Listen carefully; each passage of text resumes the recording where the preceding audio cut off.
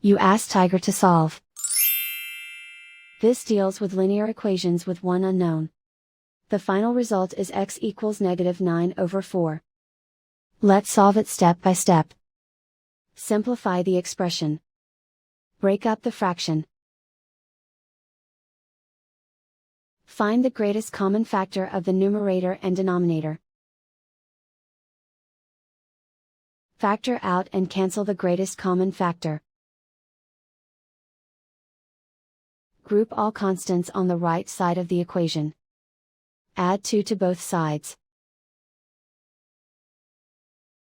Simplify the arithmetic.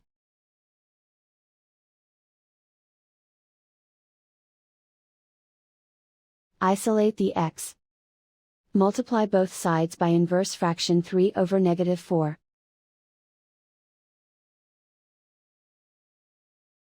Move the negative sign from the denominator to the numerator. Group like terms. Multiply the coefficients.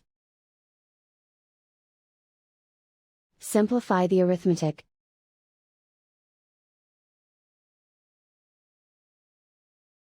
Move the negative sign from the denominator to the numerator. Multiply the fractions.